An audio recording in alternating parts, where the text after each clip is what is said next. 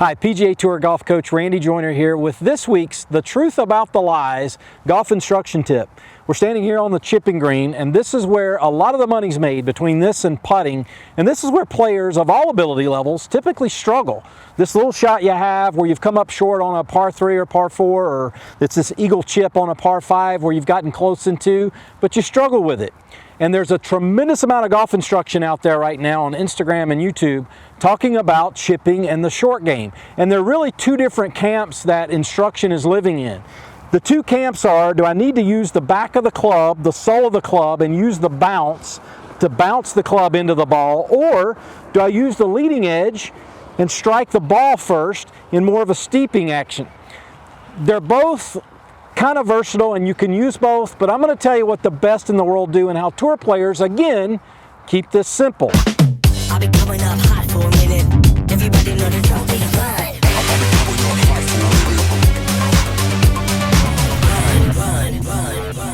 Don't really think about this back edge so much.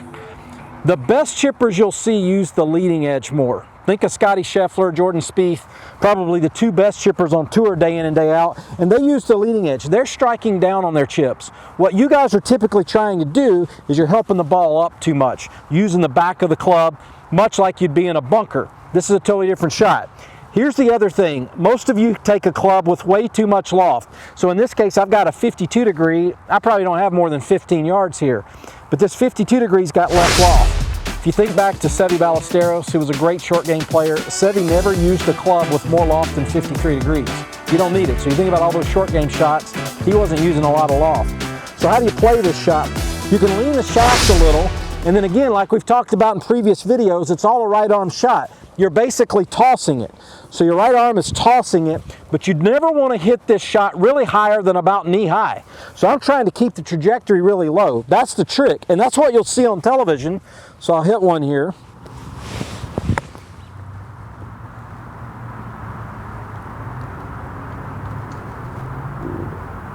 Let it roll up to the hole.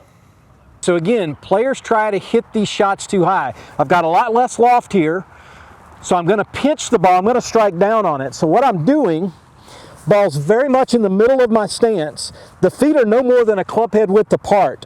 But you never want the ball past middle. What most players do is they play the ball too far back, and now they're destroying how the club's designed. What I'd rather see is the ball's going to be placed in the middle, club head width apart, and then all you're doing is this right wrist is going to hinge, this right elbow is going to fold slightly, and then you're pinching down on it. There's always shaft lean.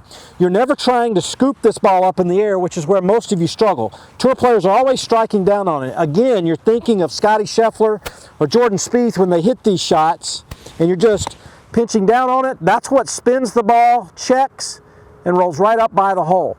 It's a simple shot if you'll just trust it.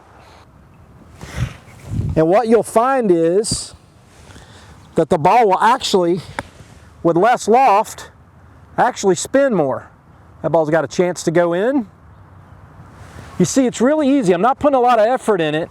It's all about just taking that right arm and basically letting it drop on the ball. You'll pinch it, you'll spin it more, you'll control it, but it's all about hitting that low trajectory. Don't try to hit these balls high.